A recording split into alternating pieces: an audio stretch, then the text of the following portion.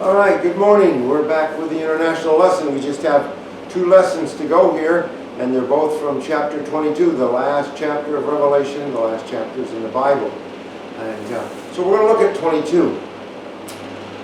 One of the things I want to do is kind of set the stage a little bit for understanding what's happening here. In the whole book of Revelation, we have a lot of what we call symbolic things.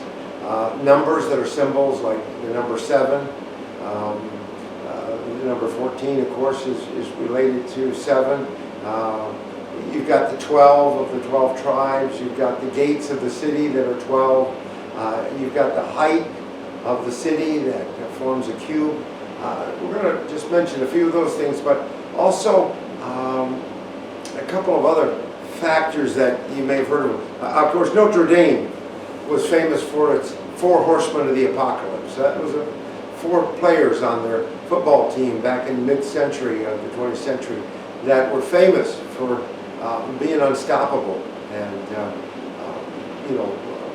well, they took that image right out of the 4 horsemen of the apocalypse, the book of Revelation. So we'll have a bunch of symbols there, and sometimes we need to not look so much at the literal number as what that number represents, as well as not look so much at the literal name of a jewel that's in the gates or the walls of a city or the foundations of a city, but what do they represent? What do they tell us about the situation that's happening there? The book of Revelation was written in the time of the persecution of the Christians. We're not sure just exactly when, but at the end of that first century, Nero is emperor around 600, and Domitian is the emperor around 100 AD, in the year of Christ there. Both of them were very hard-handed in terms of the persecution of the Christians. Nero blamed the Christians for the burning of Rome, and perhaps it was himself because he wanted to build the eternal city brand new. And so some historians think that he blamed the Christians just so he could burn the city and rebuild it. He wanted to get rid of some of the down and out sections of the city and doing that. Domitian was an emperor who was probably one of the cruelest of all the early emperors of Rome. Now I say early, I'm talking about early Christianity, because the emperors of Rome long precede the coming of Christ in terms of time. But we have a tremendous persecution there as well. Probably Domitian's was one of the worst, if not the worst, of all of them. They became less after him, but they were still there until Constantine made Christianity a legal religion and then went on to make it a state religion. It was to be the official religion of the Roman Empire in terms of that. Now, what we have is a vision that John shares with the people who are going through some hard times. Very difficult times. They're saying, God, where are you in the midst of our suffering? If we are your people, why is this happening to us? And it was some hard times. And even the church wrestled with that, because some people would cave in and do what the emperor said. For instance, during much of this time, you had to pledge your allegiance to Rome by taking a little bit of incense and putting it on an altar dedicated to the emperor and say, Caesar is Lord. Now, most Christians would not do that. There's a statement that Paul makes in the Bible that says, no one can say Jesus is Lord except by the Spirit. It was in those times that you pledged your allegiance to Caesar and said Caesar is Lord, and the true Christians wouldn't do that. Jesus is Lord, not Caesar. And so that meant persecution and suffering for these Christians. Now, after that persecution stopped, some of these Christians who had burnt that pinch of incense or done some things that the main part of the church didn't think they should have done, wanted to be back in the church. And that became a very difficult question for the church. Do we let those who, so to speak, backslid during this time? Do we let them back in? Or do we say, no, you failed, Jesus, you're not welcome back? There were people on both sides of that question who wrestled with it as to what to do. In any event, the book of Revelation is a word to us about God is still on his throne and in control. Now, it deals with not just the idea of persecution, but it deals with the idea of living in this world as a Christian. How do we live in this world as a Christian? And what do we hope for? In chapter 21, there's a statement that said, I saw a new heaven, and I saw the new Jerusalem coming down out of heaven, prepared as a bride adorned for her husband.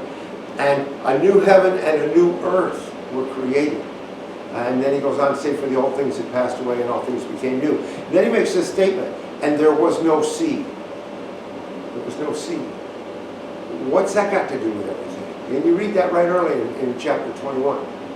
Well, if you think about the sea was a fearful thing in Bible times. Even the Sea of Galilee. There was an occasion where Jesus got in the boat with his disciples and they were crossing the Sea of Galilee and a storm came up. And the scripture says that Jesus was asleep in the boat. And this storm became a very rough storm. You would say, how in the world can he keep on sleeping with this boat rocking and bouncing around like it is? And you got to remember, 4 of those disciples were fishermen. They were used to being on the Sea of Galilee, and they knew about the storms that could come up on the Sea of Galilee, and they can come up very quickly.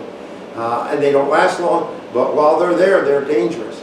And so the disciples wake up Jesus and say, don't you care that we are perishing? They thought they were going to die in that storm on the sea. And Jesus stands up, and he speaks, and he says, peace, be still. And the storm was gone. Now, some people say, well, that was just a coincidence, because those storms come up and they go. And so he just spoke at the right time. Well, I suppose some people might have thought that, maybe even some people in the boat. But the majority of the boat said, who is this man that even the sea and the wind obey him? Because it didn't obey them. And it come. There was another occasion where Jesus had fed the multitudes and he put the disciples in the boat. This is where he fed the 5,000. And the people wanted to make him king, and he got his disciples in the boat and said, you get across to the other side. I'm going up in the mountain to pray. And Jesus had to wrestle with it himself and say, Father, help me to make the right decisions here in terms of what you want me to do. Well, at about midnight, it says he came down and started to go across the sea. Now, the winds had picked up, and and the disciples were having trouble making any progress. And then they see this image of something coming towards them across the sea. They think it's a ghost. They're scared. Again, we got the fishermen there. We've got the others there. And Jesus says, it's I. Don't be afraid. It's I. And he comes, and that's, of course, where Peter says, if it's really you, Lord, bid me to come out of the boat and walk to you. And Jesus says, come. And Peter gets out of the boat and he walks, but he looks at the waves. And these waves are still blowing pretty good. And the wind is blowing, and he says, I can't do this. And he begins to sink, and he's going to drown, except Jesus reaches out and pulls him up and takes him to the boat. Now, that's part of that. On the Mediterranean, it was even worse, because people went out and never returned. Storms on the Mediterranean can be violent. It's a much bigger sea than the Sea of Galilee is. And so there were countries that surrounded it. So boats went down on the Mediterranean Sea. And then if you went far enough, you of course would come out into the Atlantic Ocean. And they didn't know what that meant because it was gigantic. And they were afraid going past the Straits of Gibraltar. So no more sea means no more of our people drowning, no more going down. Now it also means no more beach parties. Now if you like the beach parties, forget it. It ain't going to be when New Jerusalem comes because there's no more sea. And you can't have a beach without a sea. You got to have water for that. So it's not that God says beach parties are bad, so we're not going to have beach parties. It's that the people had fear. Fear of their loved ones when they went into boats. You remember, of course, that happened with the story of Jonah. And he won't go to Nineveh to tell the people. He gets in a boat on the Mediterranean, and there's a storm, and the sailors are scared. They've thrown off the whole cargo and stuff. And Jonah says, it's not your cargo, it's me. You got to throw me into the sea. So you get that feeling of the sea as being a dangerous, dangerous place. Well, no more sea. Well, what's that mean? Well, it has to do with security and safety. God is saying, you will be safe in this kingdom of mine. Everything that would cause you fear about the sea, you don't have to worry about it. You will be safe. Now, there's second, in chapter 21, it also says, and there's no more night. And in chapter 22, it says, there's no more night. So it's mentioned twice that there's no more night. Yet it also mentions that there's no sun and no moon. That God himself is the light. Now, that means no more fireworks. No more 4th of July celebrations. No more parties on the beach where they do fireworks. You know, it's all going to be done. Was God against fireworks? I don't think so. But what's it telling us? Well, in Jesus' time and in early biblical times as well as medieval times, people went into the city at nighttime for safety. Now, in our time, and I remember going to seminary during this time, I was in Philadelphia, and we talked about the flight to the suburbs. Began after World War II in particular, the flight to the suburbs. And people were moving out of the city that had lived in the city, and you had the growth of the mall. The suburban mall was part of that. Now we don't have a John Wanamaker store down in the city. We don't have a Strawbridge and Clothier store down in the city of Philadelphia because the city became an unsafe place to be at night. But that's where people went in earlier times, was into the city, and they had these high walls to protect you from nighttime. And you didn't travel at night. Remember Jesus told a story about a man went down from Jerusalem to Jericho, and he fell among thieves, and they beat him up. Well, those thieves may have been daytime thieves, but they might have been nighttime thieves, because bandits were known to be along that Jericho road as well as other roads. So you didn't travel alone. Remember, when Jesus traveled, the Bible talks about him going down to Jerusalem. He didn't go by himself.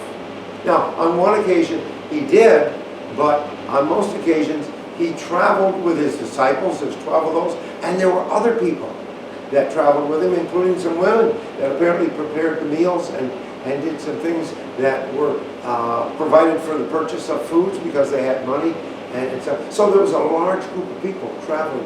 When Joseph and Mary went down to Bethlehem to register, the chances are they didn't travel alone. That would have been a very dangerous situation. They probably traveled with another group of people so that they would be safe. Now, the whole idea of no night means that you don't have to worry about who's hidden behind the rocks.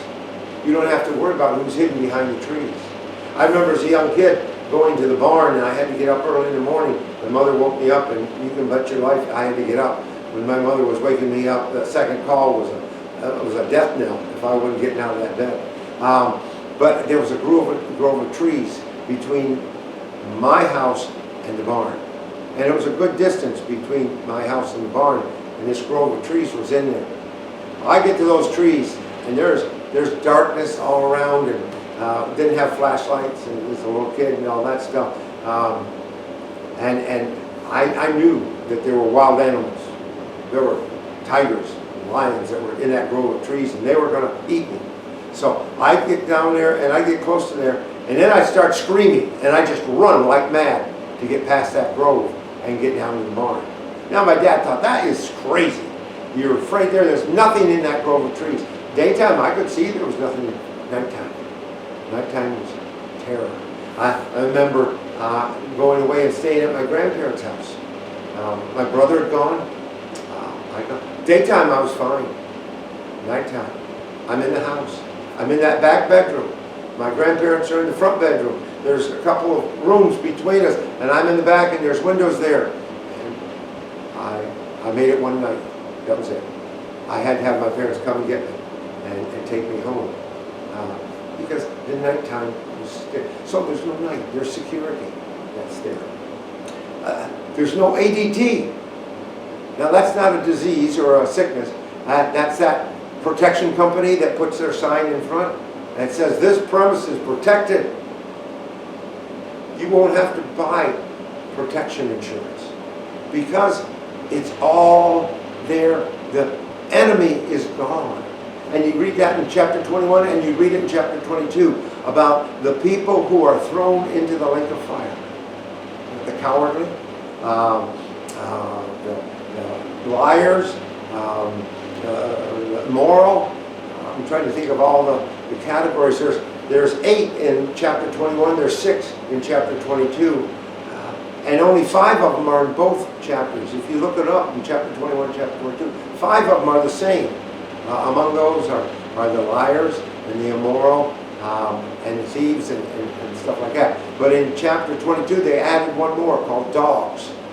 And there's a couple in chapter 21 that are not mentioned later as well.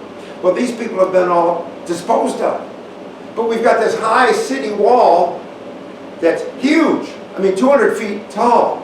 And again, we didn't have airplanes back then. We didn't have artillery. Catapults, yeah. But I'm not sure they could shoot 200 feet high. That's a pretty high wall. And add to that, the city is 1,500 feet tall. Did you think about that? Because the new city that came down, it gives it in cubits, which is a Hebrew measurement. But if you measure that in English words and stuff, that comes out to somewhere between 1,400 and 1,500 miles. So it's a cube. It's 1,500 miles wide. It's 1,500 miles long. It's 1,500 miles high. It's a cube. Well, where is a cube in the Bible? The Holy of Holies is a cube in the temple. It was 30 feet by 30 feet by 30 feet. Now, that's a lot smaller than 1,500 miles. You got to imagine, if you went to the top floor, you can't make it because there's no oxygen up there, 1,500 miles up. That's higher than planes fly. What's it telling us? It's telling us that there's room for everybody. We're not going to be cramped in that New Jerusalem. We're going to have room, and there'll be plenty of room, and God himself will be there because the gates of the city, it says, are never closed. There's 12 gates to the city, but it says they're never closed. Well, wait a minute. What do you need a city for and gates if you don't ever close them? Because it's reminding us that there's many entrances. 12. Now, those entrances are 500 miles apart if you do the little bit of math. That's more than a day's journey. You don't have a super sports car to get from one gate to the other. You're walking. So that's more than a day's journey from one gate to the other. This picture is reminding us again of our safety, of our being at home with God, because it then goes on to say, and these are the positive ones, we shall see him face to face. That's looking at one another. That's being in the presence of the other person. There's a Hebrew song called Shalom Havarim. Shalom Havarim. That song says peace. That's the word peace. My friends. Havarim, my friends. Peace, my friends. Or goodbye, my friends. Hello, my friends. It's a word of greeting. Then Lachirao. Lachirao. Which means to the seeing of our faces again. To the seeing of our faces. In other words, we're able to look and see each other. The Bible talks about Moses talking to God face to face as friend to friend. Now, there's another spot in the Bible in Deuteronomy where Moses says, "Let me see you," and God says, "No, you can't see me, Moses, because if you see me, you'll die." So it's a symbolic statement to talk about face to face, but it means being without fear in the presence of the other person. Being without fear. Now, there is another phrase in the Bible. You find it in the Psalms. You find it in a couple of other places where it says, particularly David talks about, do not hide your face from me. Do not hide your face from me. If you think about in the book of Genesis where Adam sins and Eve sinned, what did they do? They went and hid themselves so that God wouldn't see them. Do we ever do that as kids? Yeah. We do something and we go hide. You'll never find me, and 5 minutes later we're alone and we're scared, so we come out of our hiding. I remember hiding, and it was worse hiding than it was facing the punishment. But that's the idea, is that we will be at home with God. We'll be comfortable. It'll be God's doing for us in that time. And that's a great word. That's a great word. Also, in 22, we have all the fruits. Well, we have more than 12 fruits in our world, but it talks about in Revelation that there's a different fruit for every month of the season. Well, what does it tell us? We'll never know hunger. We'll never know hunger again. There's a stream that flows from the throne, crystal clear, safe water. We'll never know thirst again. People in Bible times knew what it was to be thirsty. They knew what it was to be hungry. And so that's there. Now, will there be ketchup in heaven? Ketchup is from a tomato. That's a fruit. So will there be tomatoes in heaven so that we can make ketchup? I heard a sermon on that one time. Will there be ketchup in heaven? And this minister, wasn't me, but I never forgot that sermon. I've forgotten a bunch of them, but I never forgot that one. This minister said ketchup is good, and all good things will be in heaven. So there'll be ketchup in heaven. So I don't know. I read another commentator that talked about how different fruit come at different times of the year. But there's very few things that come in February. But there'll be fruit. There'll be food. We'll not know hunger. We'll not know thirst. If you read the book, and I'll close with this because I'm way over my time. If you read the book, The Time Machine by H.G. Wells, in that H.G. Wells, who was an early communist in a sense, looked for equality and the blessing of all mankind. In his book, The Time Machine, this man goes forward into the future so that he can see what's come of mankind in the future of things.